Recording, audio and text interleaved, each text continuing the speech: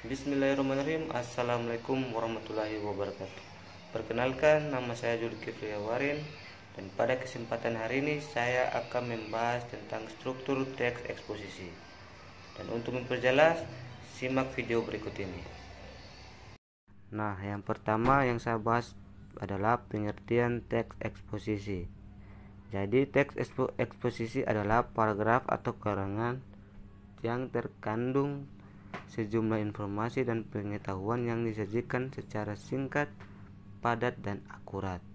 Jadi itu adalah pengertian dari teks eksposisi.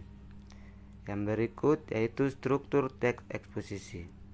Jadi untuk struktur teks eksposisi dibagi menjadi 4 poin. Yang pertama yaitu judul, yang kedua pernyataan umum atau tesis, dan yang ketiga adalah argumentasi atau alasan, dan yang terakhir yaitu penegasan, ulangan pendapat atau simpulan.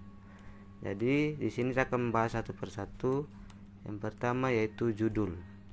Jadi untuk judul adalah untuk menggambarkan sesuatu yang dibahas dalam teks eksposisi. Judul hendaklah ditulis dengan kata-kata yang singkat, menarik, dan syarat akan makna. Jadi itu adalah struktur teks eksposisi yang pertama. Yang kedua yaitu pernyataan umum atau tesis. Jadi untuk pernyataan umum atau tesis, bagian ini berfungsi untuk memperkenalkan topik sekaligus menempatkan pembaca pada posisi tertentu. Karena dengan teks yang digunakan, penulis ingin mengemukakan pendapat, maka pembaca bisa berada pada posisi yang sependapat atau pada posisi yang berseberangan dengannya. Dan yang ketiga itu argumentasi atau alasan. Jadi argumentasi atau alasan, bagian ini panjang dan pendeknya bagian ini tergantung pada jumlah argumen yang telah kalian kenalkan.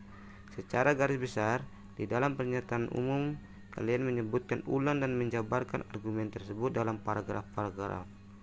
Menggambarkan argumen menjadi paragraf ini dilakukan melalui penyajian contoh dan alasan.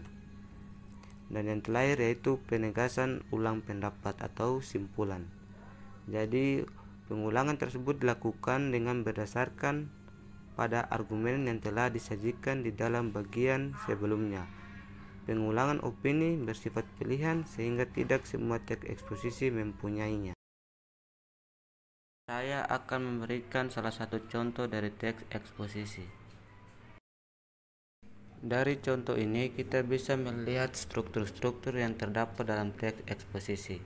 Struktur yang pertama adalah judul, yang kedua adalah pernyataan umum atau tesis, yang ketiga argumentasi atau alasan, dan yang terakhir yaitu penegasan ulang atau simpulan.